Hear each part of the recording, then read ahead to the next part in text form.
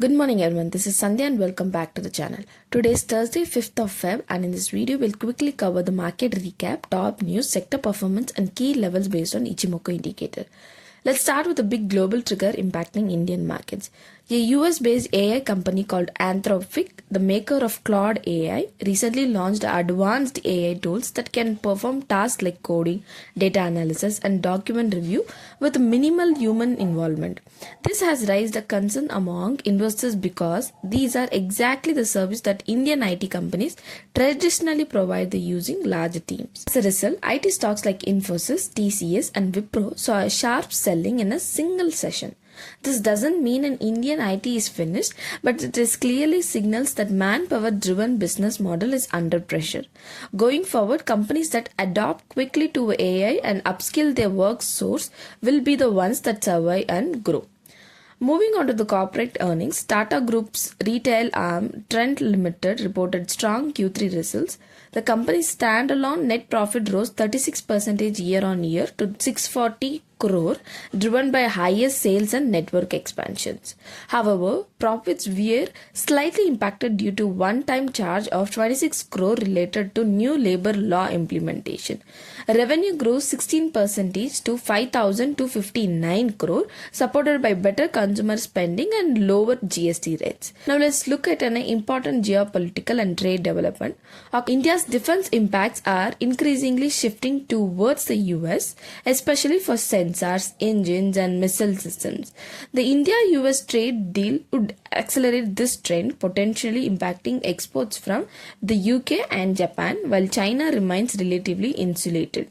At the same time, nearly $2.6 billion of non-Indian exporters from South Asia to US could come under pressure as Indian exporters gain a tariff advantage.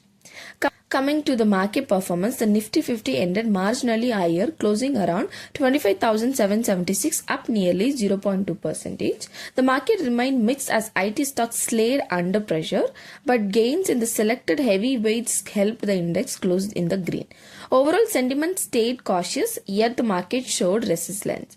From a technical perspective, immediate support for Nifty is placed at 25,500, 25,650 and 25,700 level.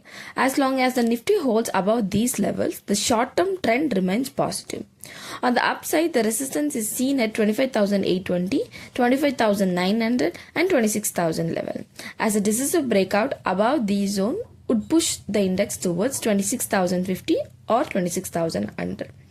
Let's look at Bank Nifty. Bank Nifty also ended higher today, closing around 60,238, up above 0.3%, supported by banking stocks.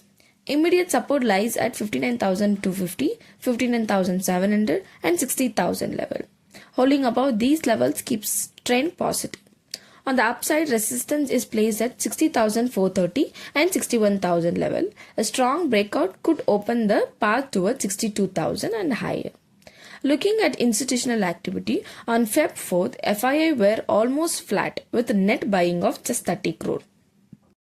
In contrast, DI remained strong buyers with net inflows of around 250 crore, providing stability to the market. On the month-to-data basis, FII have bought nearly 2,845 crore, while DII have added 3,027 crore, showing strong domestic participation despite global uncertainty.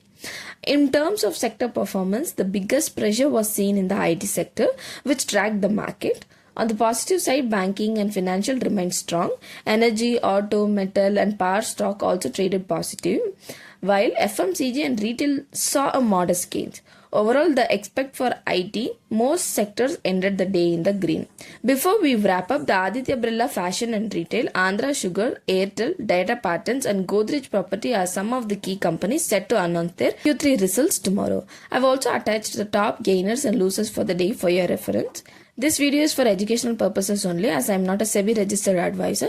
Please do not make any investment decision based on this content. If you found this video useful, do subscribe to the channel and leave a comment. It truly motivates me to do more research and create a better content for you. See you in the next video.